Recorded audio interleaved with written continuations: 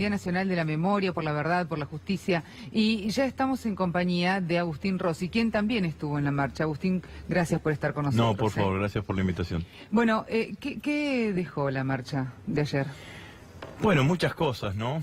Sin duda que el 24 de marzo es un día para profundizar la idea esta de la memoria, para reconocer y recordar siempre a nuestros 30.000 compañeros detenidos desaparecidos, para reconocer el trabajo de los organismos, de las madres, de las abuelas, de los organismos de organismos de derechos humanos, y para reivindicar la política de memoria y verdad y justicia, que ha sido la política que ha permitido todos los juicios justamente por la memoria, verdad y justicia que se han llevado adelante todos estos años, ¿no?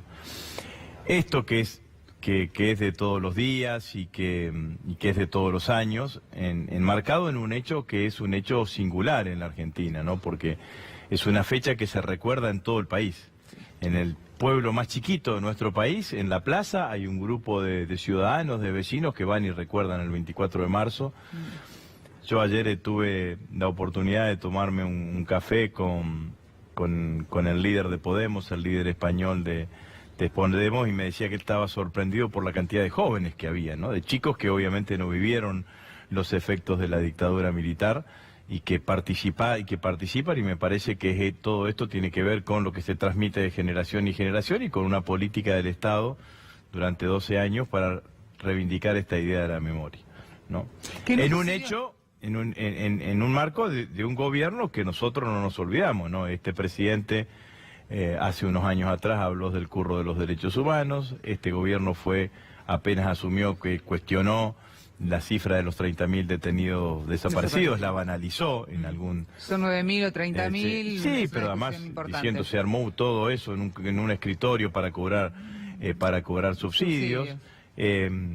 Un gobierno que en un momento indirectamente alentó el fallo ese de la Corte del 2x1, que se termina desarmando por una fuerte movilización popular, pero ciertamente ese fallo del 2x1 tenía la idea del indulto encubierto. Un gobierno que el año pasado quiso eliminar el feriado del 24 de marzo. Recordemos que a partir de que se decretó el 24 de marzo como feriado, que es una fuerte señal, ¿no? Porque es decirle a los argentinos, miren, el 24 de marzo no es lo mismo que el 23 o que el 25, ahí se empezó la noche más trágica de la Argentina contemporánea. Bueno, en el marco de este gobierno, todo lo que hacemos o todo lo que se hizo y se movilizó en el día de ayer y en la semana previa, en la Semana de la Memoria, me parece que refuerza una idea que para la mayoría de los argentinos, en esta política de derechos humanos no queremos dar marcha atrás, ¿no? ¿Qué opinión te merece que no haya habido un acto oficial? Bueno, me parece que tiene que ver con esta idea del gobierno. El gobierno intenta y tiene oleadas cambiar el paradigma de los derechos, de la política de derechos humanos, ¿no? Inclusive el presidente me parece que hace un par de años atrás, en un reportaje habló de guerra sucia, habló de una cantidad de conceptos en esta idea de instaurar nuevamente una especie de doctrina de los dos demonios y ese tipo de cuestiones, pero un gobierno que hasta hace el año pasado quiso eliminar el feriado del 24 de marzo, la verdad que parece, dentro de la lógica del gobierno, parece un paso más que no haya habido ningún acto oficial y el gobierno no haya participado, salvo al final del día alguna declaración casi de compromiso por parte del presidente, digamos, ¿no? Entonces, para nosotros, esta construcción de la memoria es una construcción permanente y hay que estar muy atentos, ¿no? Hay que estar muy atentos porque cada 2 por 3, sobre todo en estos últimos años, ha habido intentos de un lado, del otro, de una forma o de otra manera, como para tratar de desvirtuar todo lo que ha sido la política de derechos humanos, que además es una política por la cual la Argentina está reconocida en el mundo, ¿no? Hoy a la mañana me levantaba y veía a los matutinos, ¿no? Y me encontraba con los más importantes, con la tirada más importante de los primeros dos, y hablando La Nación y Clarín, y pensé que me iba a encontrar una foto aérea de la cantidad de gente que había estado en Plaza de Mayo, de la cantidad de gente que estaba hasta la Avenida 9 de Julio, por Avenida de Mayo, por Diagonal Norte. No me encontré eso. Pero sí me encontré con titulares diciendo como que era una marcha anti-kirchnerista, Sí. con la presencia de Delía y de Zanini. Antimacrista. Antimacrista, Sí. Antimacrista, con la presencia de Delía y con la presencia de Zanini recién liberados de la cárcel como datos fundamentales. Sí. Y uno de ellos en particular, pensando que por ahí después, ingresando al cuerpo del diario, podías encontrar la información de la cantidad de gente que había participado en la marcha y de lo que vendría a ser la marcha, ni figuraba. No hablaron de lo que fue el 24 de marzo. Bueno, me parece que...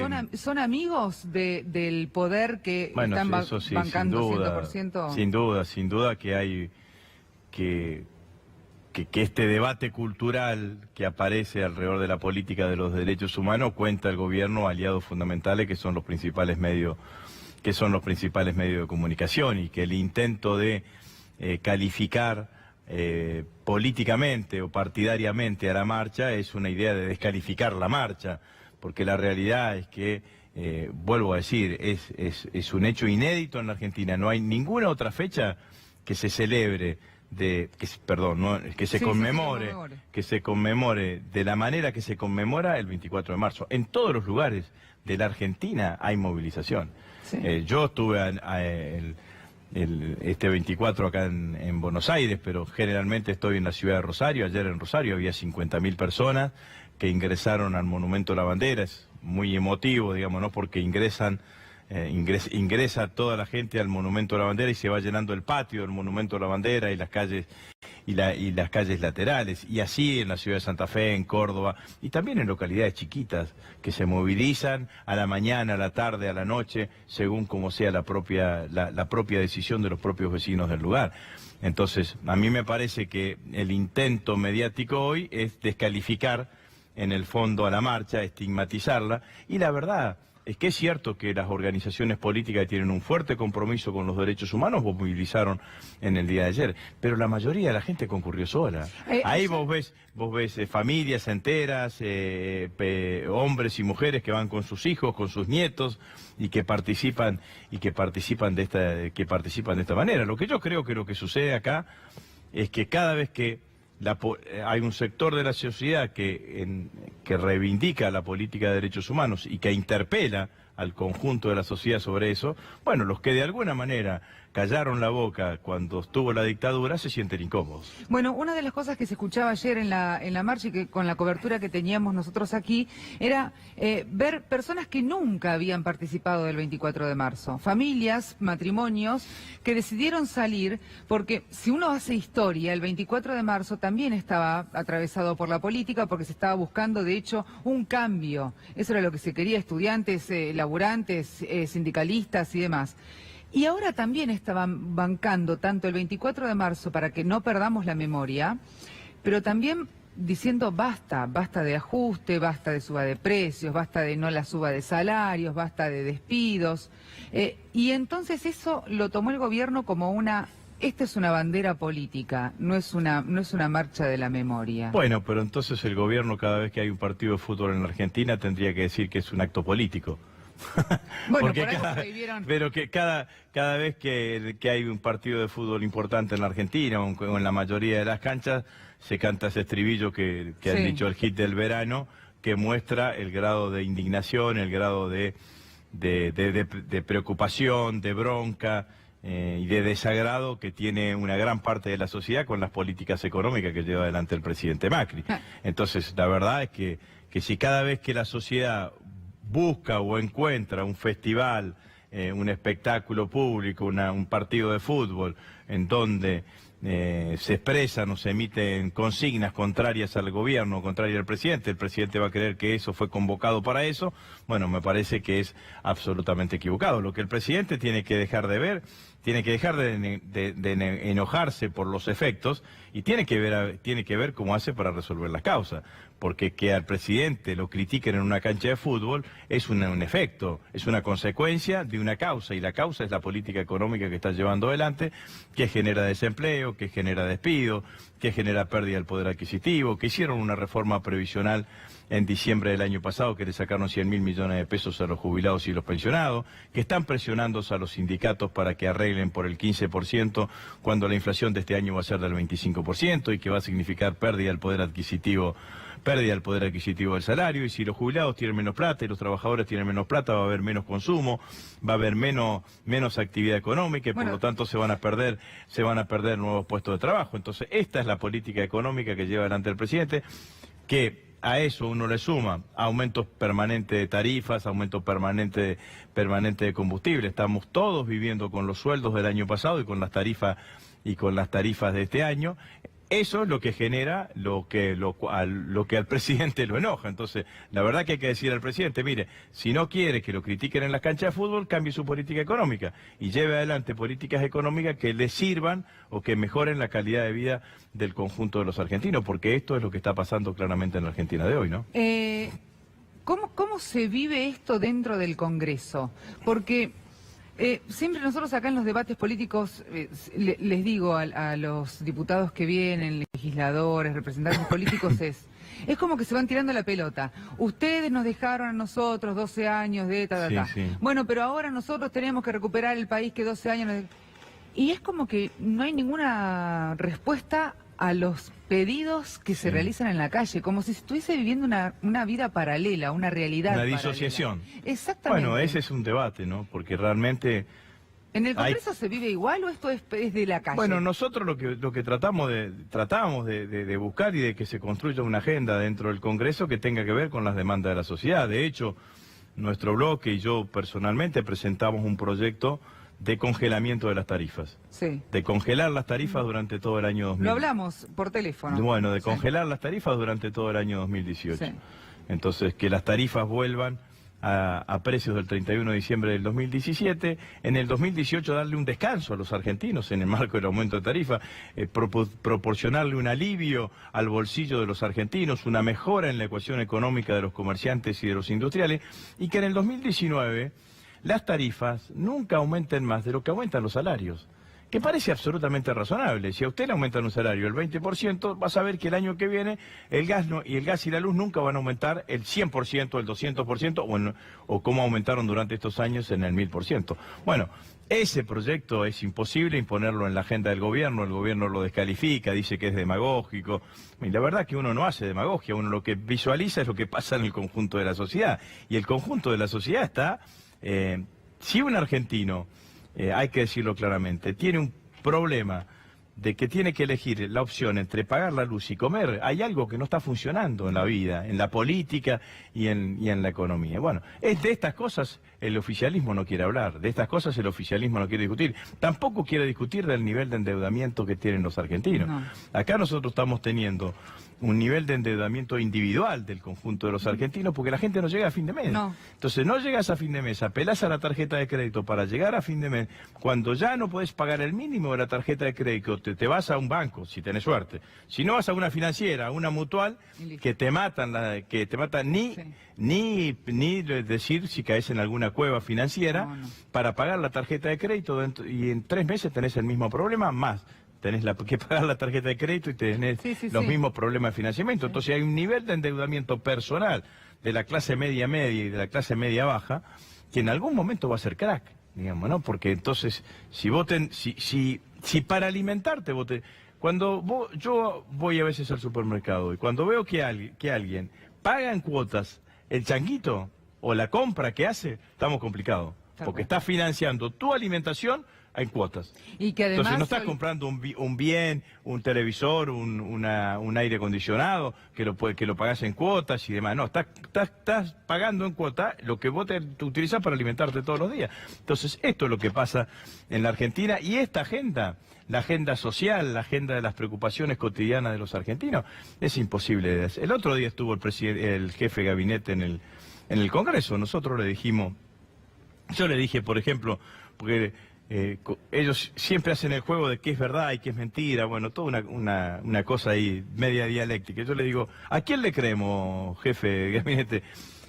A usted cuando estuvo en Azul, en el medio de la campaña electoral, y dijo que no iba a cerrar FANASUL, o al ministro de Defensa que la cerró. Tal cual. Entonces, estas son las cosas. O en la campaña que dijeron, no se va a pagar más el impuesto a las ganancias, vamos a trabajar. En la última campaña dijeron que no iba a haber reforma previsional. Lo primero que hicieron fue hacer la reforma previsional y le sacaron 100.000 millones de pesos a los argentinos. Ahora, lo que yo veo es que, volviendo a esto de la crítica que se le hace al que aparece y que el gobierno se enoja claramente con las críticas, lo que yo veo es que hay un gobierno, un oficialismo que tiene un desgaste importante y que tiene un desgaste que viene desgastándose. No sé si en las encuestas, lo que tiene es desgaste de expectativas.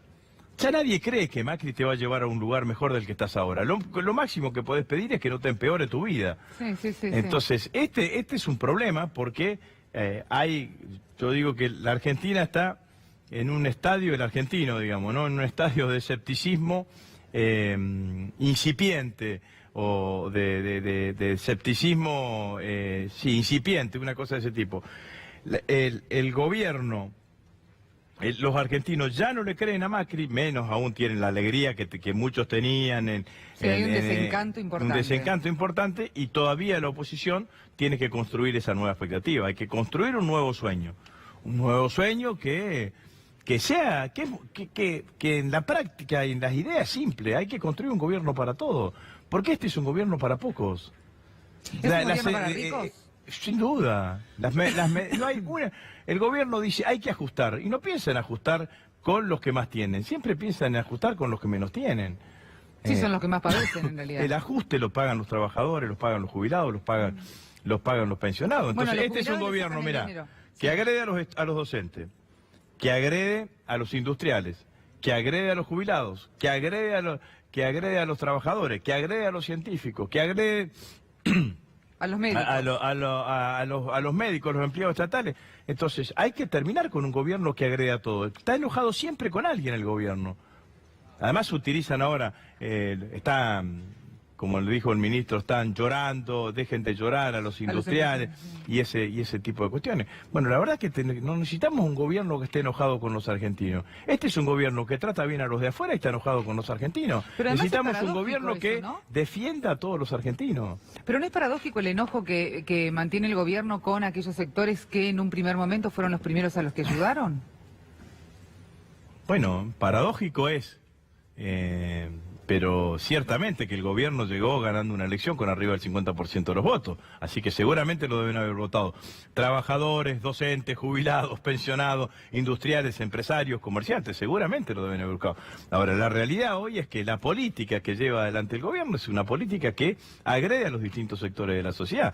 Entonces, un gobierno para algunos, nosotros tenemos que ofrecerle un gobierno para todos, un gobierno que piense en los argentinos. Este gobierno no piensa en la mayoría de los argentinos, no sé en quién piensa en un sector de la sociedad. El presidente lo dijo el otro día, la riqueza de un país lo generan los empresarios, o determinado tipo de empresario. Entonces, si la riqueza de un país lo generan los empresarios, no todos los argentinos, la riqueza de los argentinos la generamos todos los argentinos, claro, con un gobierno que defienda las posibilidades de generar la riqueza. No, el presidente piensa eso.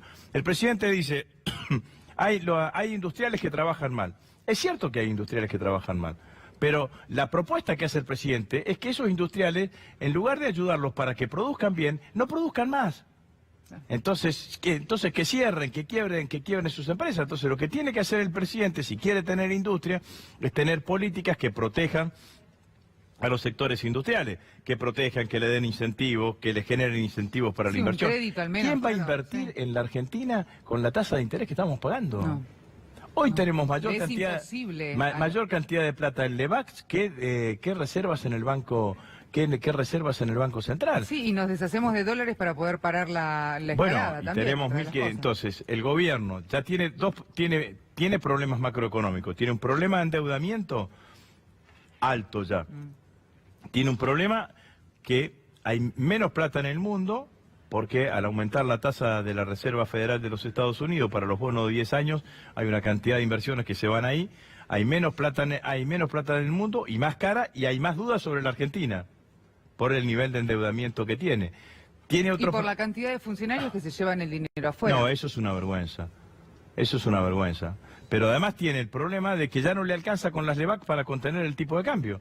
Porque la última renovación de LEVAC, que puso una tasa de interés todavía elevada, creo que el 28% no renovó, entonces eso va y presiona sobre el tipo de cambio. Entonces, paga tasa de interés alta y gasta reservas para mantener el tipo de cambio. Sobre el gobierno offshore es una vergüenza. El presidente, el jefe de gabinete han dicho que las offshore no son corrupción. Yo corrijo, las offshore no están tipificadas en el Código Penal, son corrupción. Son una falta de ética enorme. No lo decimos nosotros, no lo dice el kirchnerismo, Cristina, Evo, Lula, los gobernantes progresistas. Lo dijo Obama. Obama, en una de sus últimas declaraciones ante DICE, especificó claramente que quienes depositan sus dineros en los paraísos fiscales, le hacen mal a su propio país. Lo mínimo que hay en esas cuentas, en esos depósitos offshore, lo menos que hay es evasión de impuestos. Cuando no, ocultar dinero mal habido. Y además, en esos paraísos fiscales, son los paraísos fiscales que sostienen a los narcotraficantes, a los traficantes de armas, y a los traficantes y a los tratantes de personas. Entonces, los peores delitos del mundo, los peores delincuentes del mundo, tienen depositada su plata en el mismo lugar donde el 50% del patrimonio de los funcionarios de Macri la tienen depositada. Entonces eso es una vergüenza. Caputo, es una vergüenza, y es una vergüenza que el presidente intente naturalizar el hecho. El otro día yo leía una declaración que dice, bueno, pero los antecedentes... que uno que trabajó en los negocios, entonces, tiene... Bueno, eso es cuestionable. Ahora, tampoco le pidió a sus ministros que traigan las inversiones que tienen afuera, que las traigan acá a la Argentina. Que prediquen Entonces, con el esto es ejemplo, así. en realidad. Bueno, sería predicar con el nosotros ejemplo. tenemos Cristina presentó un proyecto, nosotros también hay proyectos presentados en diputados para que se prohíba taxativamente que quienes tienen cuentas offshore o empresas offshore pueda ser funcionario en la Argentina, porque no hay ninguna garantía de que ese señor esté defendiendo los intereses de la Argentina. Caputo está presentando, si bien en un momento se negó, ahora está presentando todo el papeleo como para ir y explicar lo de sus cuentas. ¿Qué espera que diga? Primero quiero ver que vaya, porque ya dijeron que iba a venir el miércoles pasado y Sí, no fue. Otra vez no mintieron, digamos, el jefe de gabinete dijo que iba a venir este miércoles pasado y no fue. En segundo lugar, va a la comisión bicameral de la deuda externa, y nosotros creemos que eso no está bien. Caputo tendría que haber ido a una interpelación, porque nosotros no estamos cuestionando solamente cómo está gestionando la deuda externa Caputo, estamos cuestionando los problemas que él tiene de incompatibilidad de funciones, de conflicto de intereses, y que le mintió a la FIP. Entonces, pues la realidad es esta. Se quedó demostrado que en la declaración jurada del 2015 y del 2016, Caputo tendría que haber declarado ante la Oficina Anticorrupción que él era dueño de una empresa offshore, de Noctua. Y no lo declaró. Es más, hace un par de meses atrás dijo que en realidad no era dueño, que era gerenciador de esa empresa, y la presentó como una empresa que manejaba fondos de amigos o fondos de familiares. Ahora, Caputo... Ese hecho de omitir un activo del cual era el dueño en la declaración jurada ante la Oficina Anticorrupción y ante la FIP es claramente un delito. Es omisión maliciosa. Y ese delito está tipificado en el Código Penal. Entonces, este funcionario cometió un delito. Y hasta ahora no se rectificó, ni dijo absolutamente nada. Después nos enteramos que Noctua, la empresa de la cual era dueño, compró parte de los bonos a 100 años de la deuda esa ignominiosa que emitió Caputo, porque pagamos por 100 años bonos, intereses que cualquier otro país paga por una deuda de 10 años, o sea que regalamos 90 años de intereses, que Noctua compró parte de esa deuda. Entonces, ¿qué más necesitan para que el ministro se vaya? Porque esta es la verdad. Es insostenible que tengamos, es un escándalo en cualquier país del mundo, una situación de estas características. Y ellos defienden claramente al ministro. Bueno, lo mismo pasó con Triaca y después lo escuchamos días después, minutos después casi, hablando sobre la generación de empleo en la Argentina y que no sé de qué se estaba quejando la oposición, si se habían creado 430.000 puestos de trabajo en la Argentina. Sí, y eso el gobierno lo sostiene. Bueno, sí. Pero eso hay que analizarlo, muy bien, ¿no? Pero, porque la realidad empírica muestra que las noticias no son los nuevos empleos que se generan, las noticias son los empleos que se pierden. ¿Usted se entera de una fábrica, de una empresa nueva que se puso y que generó 5.000 nuevos empleos, 1.000 nuevos empleos, 300 nuevos empleos? No hay ninguna noticia en ningún lado. Sí tiene noticia todos los días de empresas que se cierran, de fábricas, de fábricas que se cierran y de industrias que se terminan cerrando. Sí, que lo único que crece es un poco la construcción, pero también porque hay... Crece algo de construcción y crece... el empleo de contrapropismo, que es en general alguien que tenía un empleo sindicalizado, alguien que tenía un empleo estable y ahora se incorporó lo perdió y es un contrapropista más con un monotributo que todos sabemos que es un empleo claramente de menor calidad. Pero además también juegan que si hay en la cantidad de puestos de trabajo, hay que tener en cuenta no solamente los puestos de trabajo que se crearon, sino los puestos de trabajo que se perdieron y el aumento de la población económicamente activa. Porque la población económicamente activa en Argentina aumentó en los 2 últimos años casi 450.000 puestos de trabajo. Entonces, si usted dice, creé 430.000, se perdieron 250.000 o 300.000 y no llegó a cubrir lo que los nuevos argentinos que salieron a buscar su primer empleo, claramente, que es lo que sucede año por año. Año por año se tiene que tener una economía que genere la cantidad de puestos de trabajo suficiente como para generar un dato positivo de empleo. Un dato positivo de empleo es que el diferencial entre los puestos de trabajo que se crearon con los puestos de trabajo que se pierden, más la población económicamente activa, es de positivo. Y esto es lo que no está sucediendo en la Argentina de hoy, ¿no? Por último ya, pero ¿cómo ve la unidad ahora del PJ? ¿Se está trabajando? ¿Ya hay referentes? ¿Se está buscando? ¿Cómo está?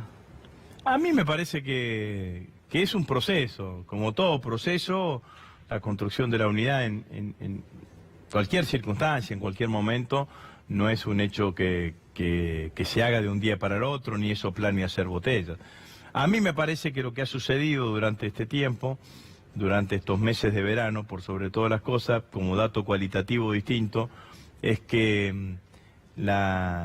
en todos los espacios políticos opositores la agenda de la unidad está presente. En algunos con más intensidad que otros, en algunos se presenta de una manera o se presenta de otra manera, pero eso claramente está presente.